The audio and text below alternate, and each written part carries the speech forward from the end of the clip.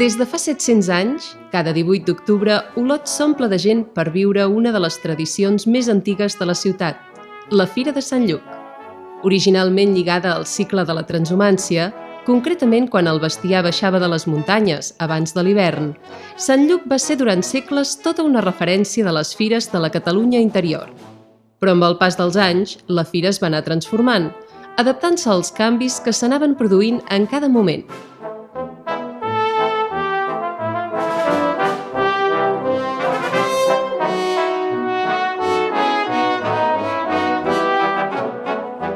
La Fira de Sant Lluc va néixer amb aquest pergamí.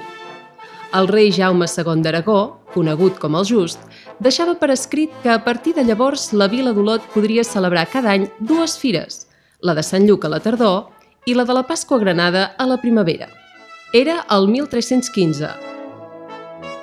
El 1315 la vila d'Olot era una vila molt petita, tot just tenia un segle d'existència, havia nascut el 1206, i era una vila d'unes quantes cases arrecerades a la vora del riu Fluvià, el sector que avui en dia coneixem com la plaça Palau, entre l'església de Santa Maria d'Altura i el pont de Santa Magdalena, i era una vila amb un gran dinamisme econòmic. El document recull que es poden celebrar fires a Olot el dia de Sant Lluc i el dia de la Pentecosta, amb 15 dies de durada cada una.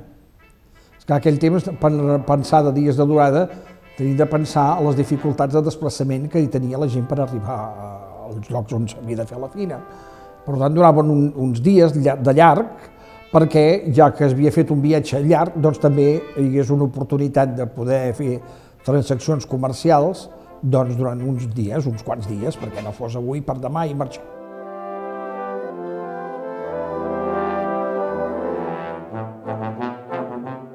La concessió reial inclou alguns privilegis que pretenien afavorir la concurrència de firaires i compradors, com el fet que durant els dies de fires s'estalviaven de pagar alguns impostos i que tothom podia circular lliurement, excepte els malfactors i desterrats. En 1315 Olot era una ciutat que depenia totalment d'una autoritat senyorial, en aquest cas es tractava de l'abat de Santa Maria de Ripoll, i estava situada en una zona envoltada d'altres senyories que no tenien res a veure amb aquesta autoritat de Ripoll. Per una banda, a la vall d'en Bas hi havia els vescomtes de Bas, a la zona de Castellfollit, Sant Joan les Fonts, Begudà, imperava la llei dels senyors del castell de Castellfollit i sempre estaven a la grenya, no col·laboraven entre ells. Això feia que entre les diverses senyories, per exemple, la circulació de persones i de béns no fos lliure. Hi havia hagut problemes de gent que venia cap a Olot i passant per Besalú se'ls detenia, també havia passat a Castellfollit de la Roca, en un moment determinat i al final del segle XVIII l'abat va pretendre cobrar l'impost de l'eslleuda, cosa que després, evidentment, els olotins reaccionaven invocant el privilegi reial que deia que tot això no es podia fer. Els pergamins que ens han arribat fins als nostres dies donen fe de les nombroses disputes que van néixer al voltant del privilegi de fira. Una de les habituals va ser evitar la celebració d'altres fires a viles properes i en les mateixes dates. En aquestes al·legacions de 1784, Olot demanava a les autoritats que retiressin la concessió d'una fira a Besalú pels volts de Sant Lluc i fins i tot reclamava que s'impedís qualsevol fira a menys de 8 llegües de distància i durant el mes d'octubre.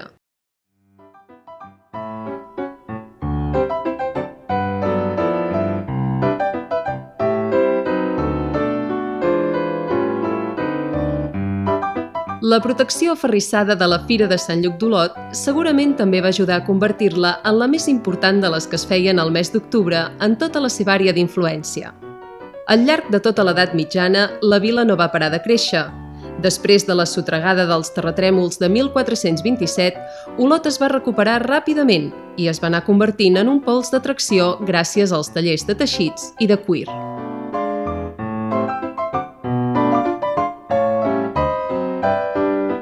L'afluència de gent al mercat setmanal, que originalment es feia els dimecres, va obligar a demanar permís per celebrar-ne un altre també els divendres, dos mercats que es van mantenir fins a traslladar-se definitivament als dilluns. També es van concedir noves fires I al segle XVI es va haver de crear el Firal, un espai als afores de la vila que pogués acollir la quantitat de gent i de bestiar que fins llavors s'aplegava a la plaça Major, totalment desbordada els 15 dies que durava la Fira de Sant Lluc. Durant molts segles, les feines del camp i fins i tot els desplaçaments i el transport es feien amb animals. Totes les cases rurals necessitaven almenys un bou o una mula. Per tant, cada octubre era obligat a anar a Sant Lluc d'Olot a comprar o vendre bestiar. Fins i tot hi venien tractants d'Aragó, de València o del sud de França. Però els temps aviat van anar canviant i al segle XIX ja apareixien les primeres veus d'alarma al voltant de la Fira de Sant Lluc. Muy palpable ha sido este año la decadencia de nuestras, en otro tiempo, espléndidas ferias de San Lucas, influyendo mucho a ello, a nuestro modo de ver, la centralización de todos los negocios en la capital del Principado, la carencia de vías rápidas de comunicación que nos tiene completamente aislados y algo también los trabajos de la recolección de la cosecha del alforfón o fayol, que ha sido este año abundantísima. No dudamos que si dichas ferias fuesen trasladadas todos los años al sábado anterior del día de dicho San Lucas, mejorarían un tanto, puesto que siendo el segundo día siempre en domingo, llamaría la concurrencia de todos los pueblos comarcanos. Deseamos que nuestro ilustrísimo ayuntamiento tome esto en consideración. Uns anys més tard, el 1908, mossèn Gelabert, en la seva Guia il·lustrada d'Olot i ses Valls, la petita Suïssa catalana, també va constatar un lleuger retrocés respecte a la importància que la Fira de Sant Lluc havia tingut en l'època medieval. Dels 15 dies que havia concedit el rei Jaume II, ja només se'n celebraven 3, però les fires continuaven sent completament vigents. També les fires, com els mercats, són dignes de visitar-los a dins i a fora. Primer, per la confusió de veus, notes de color i distintes i xistoses escenes que s'hi desenrotllen. I a fora, per les corrues de gent originals i típiques que discorre per les carreteres i camins afluents a la ciutat. Els més dignes d'observació són els de Santa Pau i les Preses.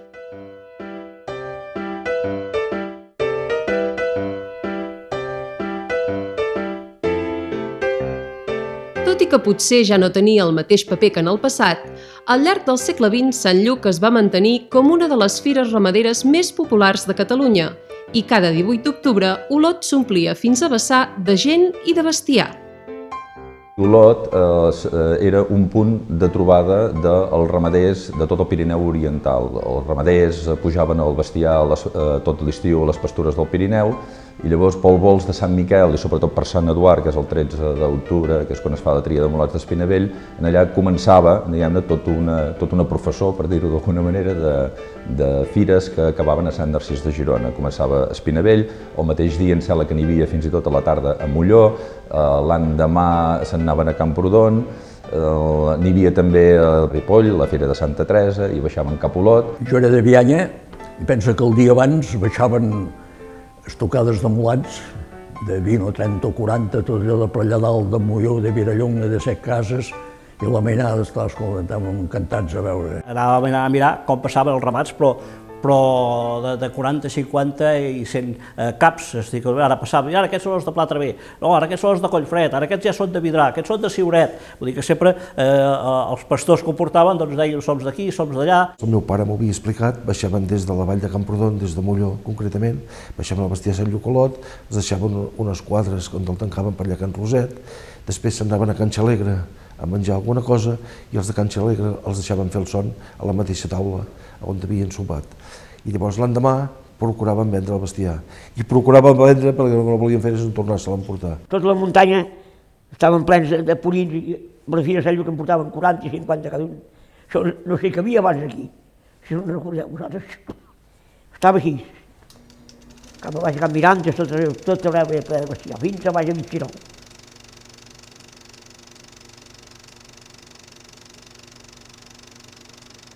La quantitat de bestiar que arribava cada any a Olot obligava a repartir-lo a diferents punts de la ciutat, una distribució que es va mantenir durant dècades. Al capdamunt del firal s'instal·laven els animals de peu rodó. El bestiar boví, en canvi, i fins a la primera meitat del segle XX, va ocupar l'antiga plaça Palau. Després es va traslladar a la Ronda de Sant Bernat, que des de llavors es coneix popularment com el Firal dels Bous.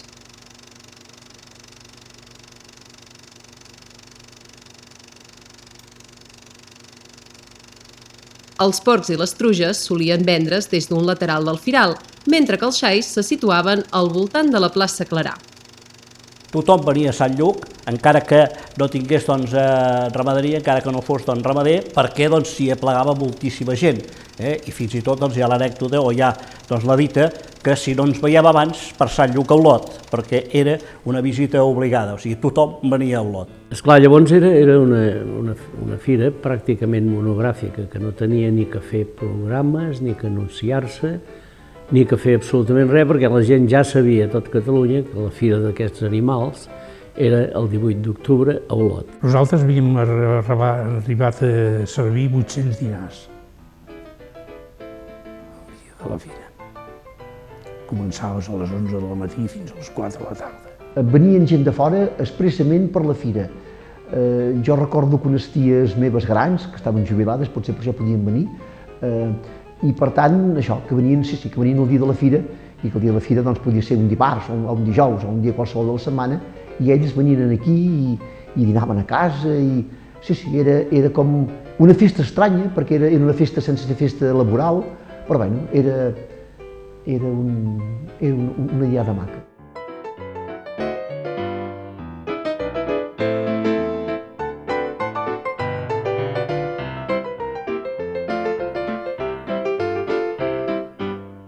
Finalment, i després d'una llarga espera, el 1911 el tren va arribar a Olot. La posada en funcionament de la línia Olot-Girona va afavorir el desplaçament de molts visitants que anaven a la Fira de Sant Lluc. Pels vols del 18 d'octubre, la companyia de ferrocarril es veia obligada a ampliar el nombre de vagons i també a programar trens especials.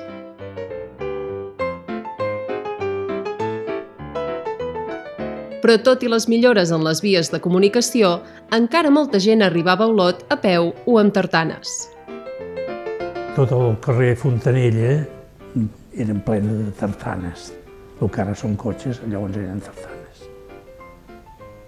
Travien el cavall, els portava a les quadres, que a casa en tenien quadres, a altres llocs tenien quadres, i deixaven els carros allà, tots estacionats. Diguéssim, des de tot el carrer Fontanella fins a tocar el riu. I és que nosaltres, que anem mainada, ens enfilàvem a totes les tartanes agudes i per haver.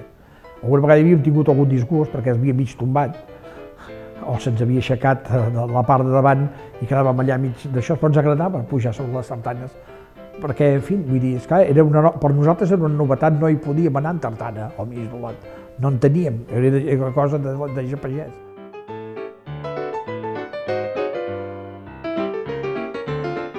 La Fira de Sant Lluc va néixer sobretot com un gran mercat de bestiar i així es va mantenir durant molts segles.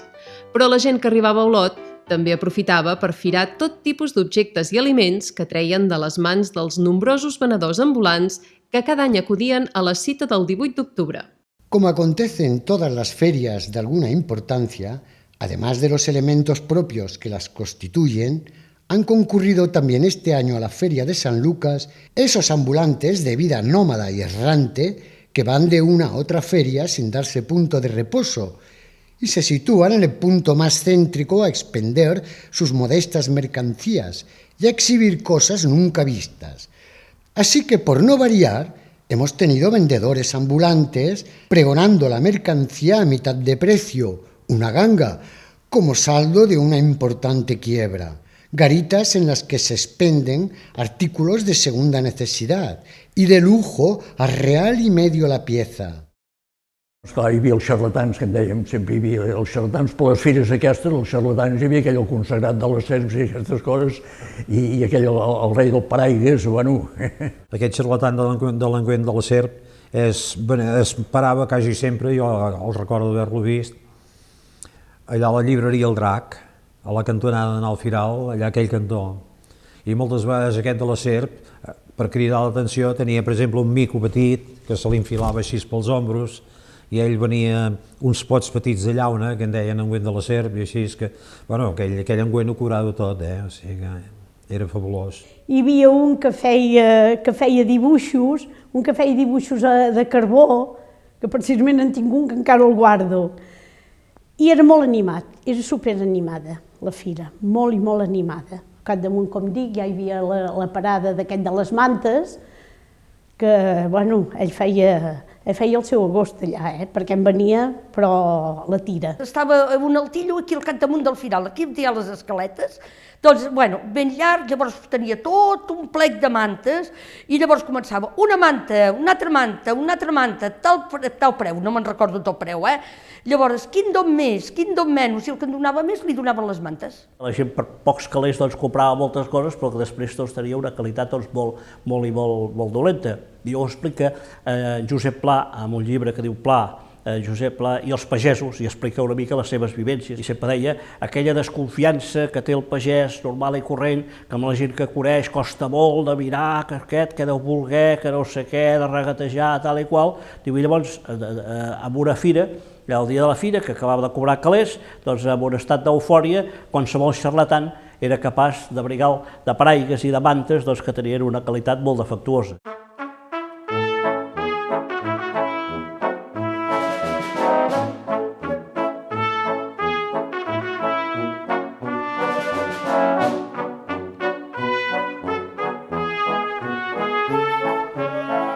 A banda de la part comercial, molta gent vivia els dies de la Fira de Sant Lluc com una segona festa major.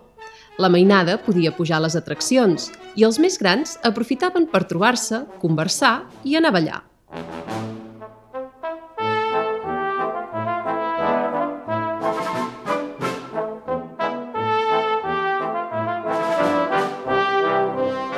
Ho va recollir molt bé Josep Pla en el seu llibre Un senyor de Barcelona, que a través dels records de Rafael Puget, senyor de Manlleu i hisendat del Colls de Cabra, recordava l'ambient de la Fira de Sant Lluc de principi del segle XX. Les fires de Sant Lluc eren molt importants. Sobre Olot es produïa una dilatada i densa concentració de barretines. La majoria de la gent hi arribava muntada a cavall dels pobles més remots de la muntanya. No he vist enlloc més una concentració de vida popular com la que es produïa a Olot per les fires. Els cafès estaven oberts nit i dia. La gent dormia als carros del firal, sota les tendes. Hi havia balls d'una gran violència pagesa, en els quals hom suava com pel segar a l'era. Hi havia pels carrers un fum de venedors d'ungüents, d'arrencaqueixals, de xerraires, de prestidigitadors, d'oradors enrogallats, de venedors de les coses més inversemblants. Baixava gent a cavall des de llocs allunyats de la muntanya. Escolta, anaven a Vila, i anar a Vila volia dir gaudir tota una sèrie de fets i d'activitats que malament rai si no les aprofitaven, perquè tornaria a costar que quan tornessin al lloc, al seu lloc de procedència, hi trobessin res de similar. Aleshores, evidentment, doncs, si hi havia espectacles com podien ser l'ideal, hi havia ocasió, doncs hi anaven.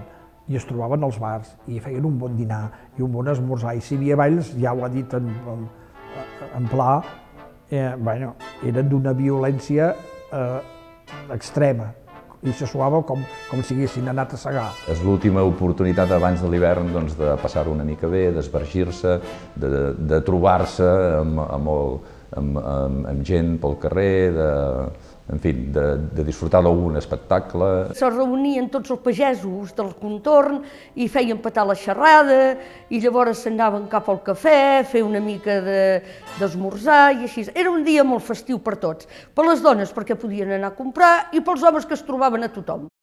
En la actualidad su interés e importancia, con todo de ser mucha, es bastante relativa, ya que la moderna civilización, con sus adelantos y grandes medios de comunicación, ha hecho que estas grandes reuniones de contratación en días determinados, en épocas medievales, sean bastante innecesarias, pues todo se hace rápidamente y la vida moderna es una veloz y rápida carrera. Malgrat el bon temps, enguany les tradicionals fires de Sant Lluc no s'han pas vist animades i concorregudes com en anys anteriors. El divendres, principalment, hom no hauria pas dit que estéssim en dia de fira. Creiem, però, que a més de l'aspecte d'esbargiment, també hauria de procurar-se donar un més interès comercial a les fires, per la qual cosa creiem que seria molt adequat l'organització d'una exposició agrícola i un concurs de bestiar, aquest darrer a semblança dels que organitzaven la Mancomunitat i la Generalitat de Catalunya.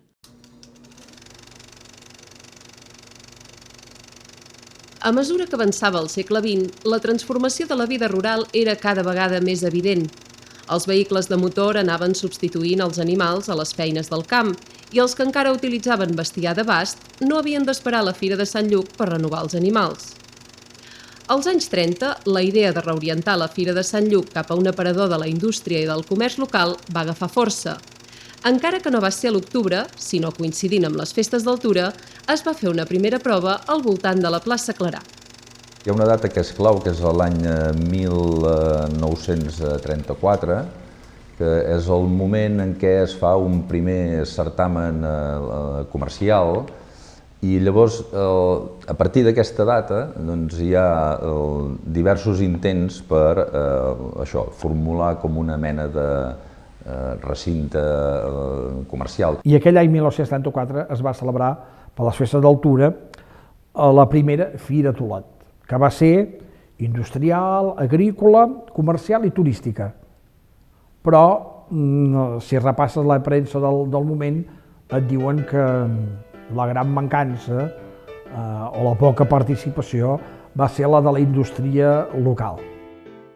Al veure llum aquestes ratlles, faltaran solament unes hores per a ser inaugurada la nostra primera fira comercial, la qual, per ésser la primera que celebrarà, poden estar contents els organitzadors d'haver pogut vestir 40 estants, ja que, segons referències, en altres poblacions de la importància de la nostra no han arribat de bon tros a aquesta xifra el primer any. Al veure la llista dels expositors, hom es pregunta: i els industrials olotins on són? És que la indústria de casa nostra es conclou solament en els que han tingut l'encert de voler fer quedar bé Olot? Vos diran la major part d'ells que això no els interessa, perquè no ha de proporcionar-los nous beneficis, perquè els seus productes els venen a províncies. Però jo els diré: és que són tan migrats els vostres beneficis perquè no vos pugueu gastar unes pessetes per a fer quedar Olot a l'alçada que per dret li correspon. La fira es va fer del 7 al 16 de setembre i va ser un èxit. Va ser un èxit fins al punt que l'any següent es va tornar a repetir, també coincidint amb les festes d'altura. I es feia, el marc era la plaça Clarà. I bé, però aquesta segona ja va tombar. Ja va baixar, no hi havia tanta participació, tanta concurrència, i això ja va ser una cosa no considerada positivament, sobretot perquè va tornar a fallar la participació de la indústria local. Però, esclar, no hi va haver-hi una ocasió d'una tercera. Va esclatar la guerra i allà es va acabar tot.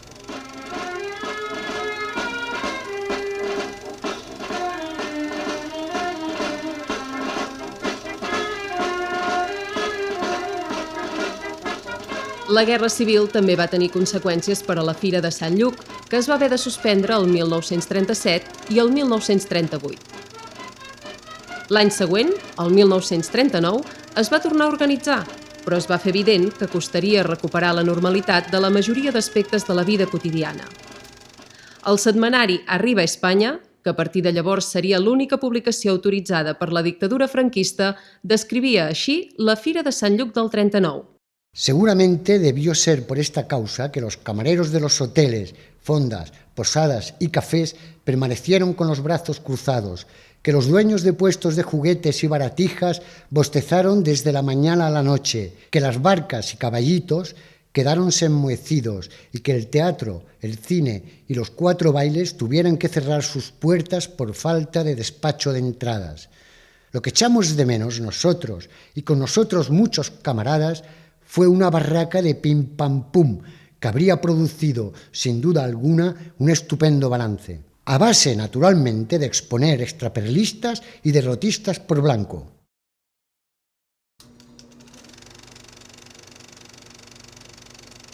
Però si no n'hi va haver prou amb la cruesa de la postguerra, el 1940 i precisament la vigília de Sant Lluc, Olot va patir les conseqüències del gran aiguat. El Fluvià es va desbordar en diferents punts de la ciutat i va provocar algunes víctimes mortals.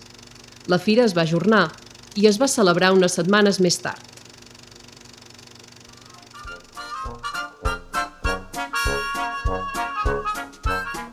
Encetada la segona meitat del segle XX, la vida a poc va anar tornant a la normalitat. Arreu del país imperava l'optimisme d'un creixement econòmic i la Fira de Sant Lluc semblava disposada a buscar el millor model per adaptar-se a la modernitat. Durant aquells anys van aparèixer diferents iniciatives a l'entorn del 18 d'octubre, com la Fira del Dibuix. Tot i que Olot ja s'havia fet una primera Fira del Dibuix el 1932, impulsada pel director de l'Escola de Belles Arts, Iu Pasqual, realment és a partir dels 50 que es van posar els fonaments del que s'acabaria convertint en un acte típic de la Diada de Sant Lluc. La primera que surt a la premsa, a la Riba Espanya, és la de l'any 52, que era la segona Fira del Dibuix, perquè es va fer d'una manera tan humil que consistia a les 8 del vespre en el local del centre excursionista, varen obrir durant unes hores i els artistes d'Olot varen presentar els seus dibuixos. Els artistes solien fer apunts de taller, apunts que els servien llavors per fer altres obres. Aquests apunts normalment no tenien sortida, però es tractava de fer precisament un lloc on es poguessin vendre aquests dibuixos. En aquestes primeres fires del dibuix es venien els esbossos que els artistes tenien a l'estudi. Dibuixos fets, o sigui, amb les escales del paper, perquè abans s'aprofitava molt paper i es dibuixava per davant i per darrere. Les classes més riques es podien permetre el luxe de comprar una pintura i penjar-la a la paret. Les classes més pobres, més populars, no ho podien fer. I aleshores què passava a les parets de les cases? Tenien penjat un calendari, que hi havia una làmina més o menys artística o no, un paisatge, i aleshores la idea va ser de posar l'art, el dibuix en aquest cas, amb preus molt rebaixats, perquè era molt diferent un preu d'un dibuix que un preu d'una pintura, doncs que pogués adquirir i substituir aquells calendaris de paret per tenir una obra d'art penjada a casa. Les parades de dibuixos més o menys improvisades es van acabar establint a la plaça Clarà, i amb el temps, la Fira del Dibuix es va convertir en l'acte més important de la Festa dels Pintors, els quals feia anys que celebraven la diada del seu patró, Sant Lluc, amb diferents activitats. Es feia la missa, que encara es fa, a Sant Esteve, a les 10 del matí, i llavors en Bernades tenia un biscúter, que feia molta gràcia perquè en Bernades era un personatge, i llavors aquest biscúter hi posaven un ninot de 2 metres, de paper, de qualsevol cosa, i donaven la volta al firal, baixava per Sant Rafel i anaven a la plaça Clarà, que hi havia la fira. Es tractava de vendre perquè els artistes es paguessin un sopar.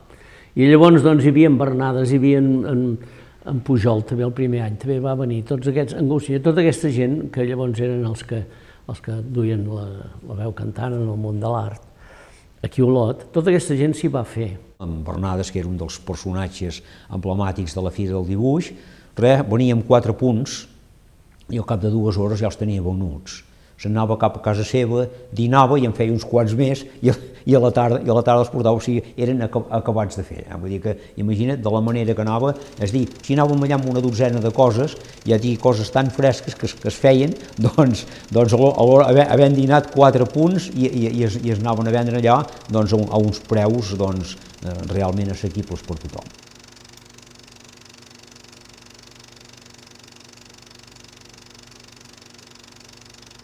Tot i que cada any que passava es compraven i venien menys animals, l'essència ramadera de la fira s'esforçava per no desaparèixer i al capdamunt del Firal i la Ronda Sant Bernat continuaven omplint-se cada 18 d'octubre amb una bona representació de bestiar. Durant els anys 50 i 60 del segle XX encara es conservaven els 3 dies de fira i cada un tenia la seva particularitat. El dia fort era el dia de Sant Lluc. Després l'endemà hi era una fira més lleugera, més laic, i el tercer dia es deixava per la Fira dels Gitanos, perquè en aquell moment els gitanos tenien molta importància, en correvien molts grups de gitanos. La Fira dels Gitanos era l'últim dia, em sembla que era el tercer dia, que el bestiar que hi havia, que no era gaire bo ni res, els gitanos no tenien gaires calés, s'emportaven el pitjor que hi havia al mercat, entens? I en deia la Fira dels Gitanos. Ja el que havia quedat de vendre, el que quedava de vendre el dia abans de barato, els gitanos ho compraven.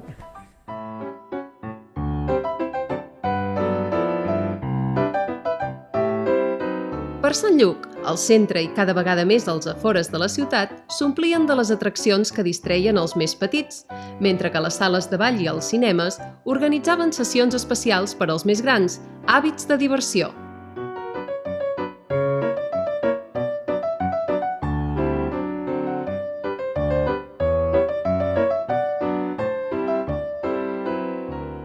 Segurament ja no es vivien aquells balls de violència pagesa que havia escrit Josep Pla, però Olot mantenia, durant els dies de fira, un ambient plenament festiu.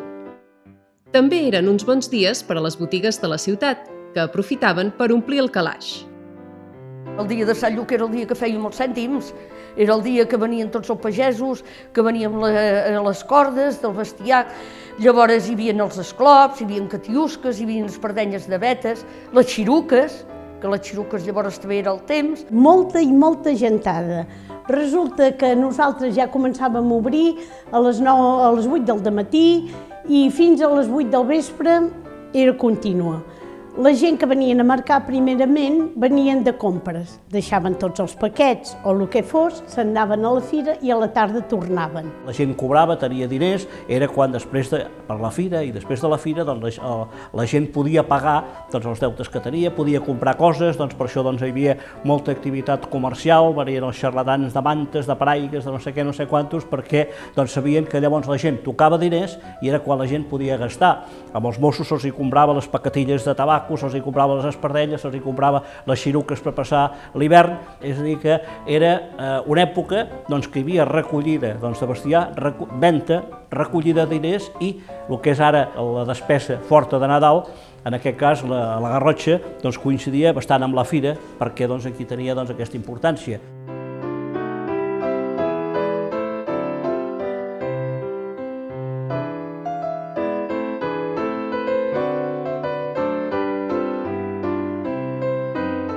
Una de les activitats lúdiques que no faltaven per Sant Lluc eren els toros.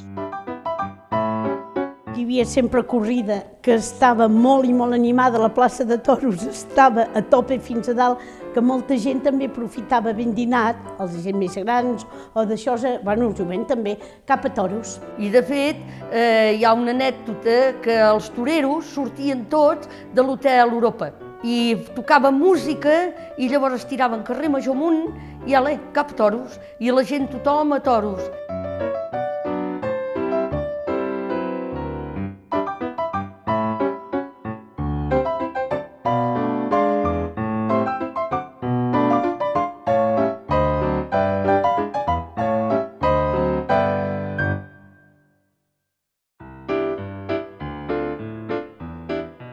A principi dels anys 50 va sorgir amb força la idea de recuperar aquella primera fira industrial que es va celebrar en l'època de la Segona República i que es va fer durant les festes d'altura a la plaça Clarà. El 1952 es va organitzar el primer certamen agrícola i industrial. Les primeres edicions es van fer al Cercle Olotí, a l'actual casino, i després es va traslladar a l'antiga bolera Arau, a l'espai que més tard ocuparia la residència d'Altura.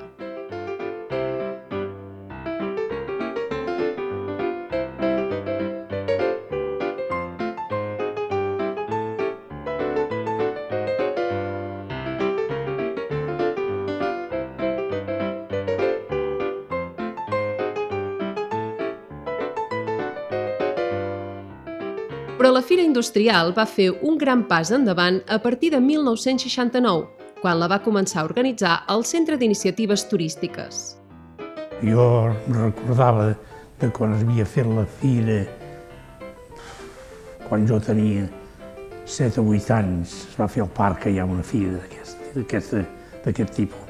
I aquesta va ser una de les idees que em va venir en aquell moment, quan era del CID, que es havia de fer la fira, que havien de fer la fira. Això es va començar a l'hospici i el com que va anar bé, van ocupar el carrers del voltant de l'hospici, un any van acabar ocupant els jardins de l'antic hotel Montsecopa, que és un hotel geriàtric, i de seguida van veure que s'havien de traslladar, que calia un nou espai, que calia més espai, van anar al Parc Vell i van estar-hi durant uns anys, es va acabar l'espai, tot això mostra que durant tots aquests anys va ser uns anys d'esplendor, que anava bé.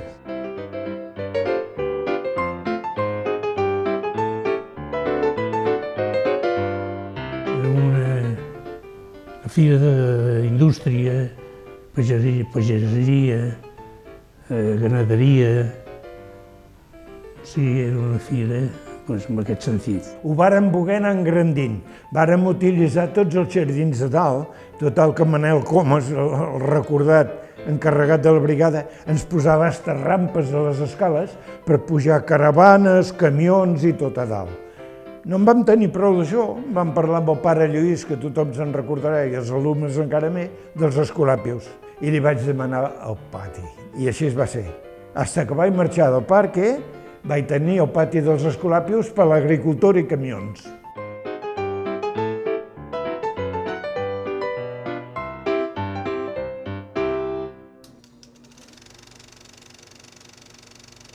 Durant els anys 70, la plaça Clarà, a banda de ser escenari de la Fira Comercial, també continuava omplint-se de pintors cada 18 d'octubre. La Fira del Dibuix s'havia fet un nom arreu de Catalunya i cada any atreia més artistes i visitants i s'allunyava de mica en mica d'aquella festa simpàtica i espontània que havia nascut anys enrere.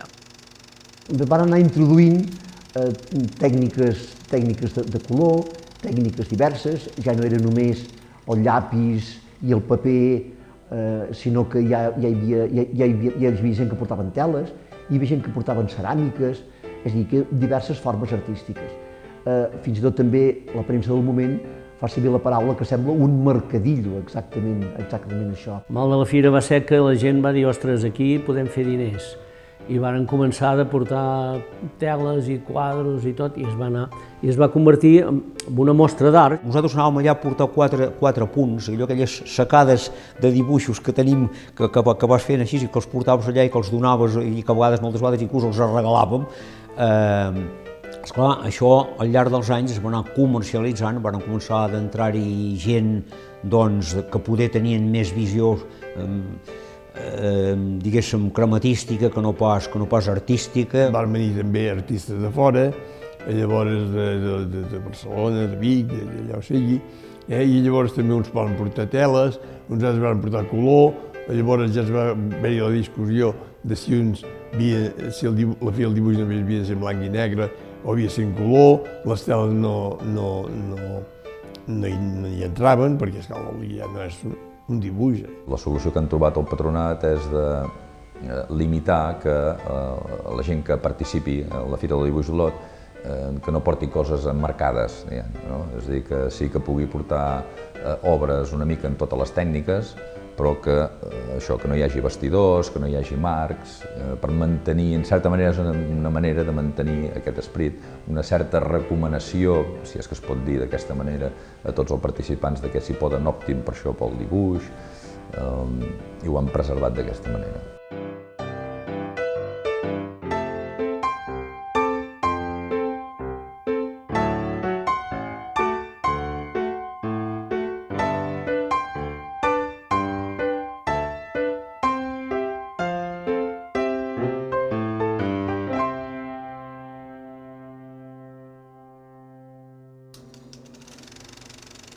Després de gairebé 7 segles celebrant Sant Lluc, la dècada de 1980 va portar un veritable punt d'inflexió. La fira, que ja s'havia reduït a un sol dia, es va traslladar del centre de la ciutat als terrenys de l'antiga estació del tren. L'organització va passar a mans de l'Ajuntament i, definitivament, es tractava d'una fira de mostres dedicada al comerç i a la indústria, tot i que mantenia una representació de bestiar que també es va traslladar, primer al recinte firal i després a la Font de la Puda i al passeig de Sant Roc. Vaig posar primer un pavelló d'Olot de comerç, perquè vaig voler que tot el comerç d'Olot que se ressentien d'anar a l'estació fessin un aparador cada un allà. Aparadors guapíssims, amb tot el que Olot venia. Quan vaig tenir fet això, llavors vaig fer un pavelló d'indústria, tot industrial, la flor i nata de la indústria d'Olot. Llavors vaig dir que volia una altra cosa. Olot tenia una cosa molt especial, l'art. I vaig fer un pavelló d'art. Es posàvem les millors vaques que teníem, fèiem un concurs de vaques de producció. Les vaques, a través del control de lleters Samega, sabíem quines eren les millors vaques de la comarca i les premiàvem. I després, inclús un any, devia ser cap al 86 o 87, vàrem fer un concurs morfològic, que era un concurs similar als que fan de la bellesa, amb vaques. Llavors nosaltres el que vam fer és, per no deixar-ho fer, canalitzar-ho a través de diferents races. Buscar la raça llimusina, qui se'n cuida, qui té, qui pot venir, quants corrals pot aportar, la raça bruna, que també aquesta s'ha estès molt, sobretot al cantó del Ripollès, la raça gascona, les de la Blonda d'Aquitània, i anar fent per races perquè la gent vingués aquí. Les races aquestes presenten el millor bestiar que tenen, perquè volen que la gent conegui aquesta raça, que aquesta raça s'estengui, que l'associació sigui més gran, i amb això hem intentat mantenir-la viva.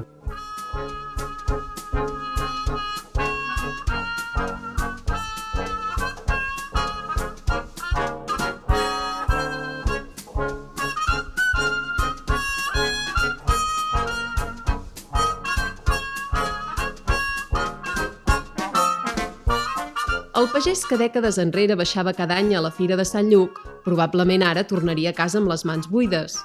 Al Puig del Roser o al Firal dels Bous ja no hi trobaria aquella estesa d'animals a punt de vendre, ni tampoc es toparia amb els famosos xarlatans, el consagrat de les serps o l'home de les mantes, que ara només formen part de la memòria. Però, tot i que ben diferent, encara viuria una Fira de Sant Lluc, plena d'interrogants i de reptes per al futur, però amb la certesa que Olot no es vol deixar perdre el dret de fira aconseguit en aquell llunyà 1315.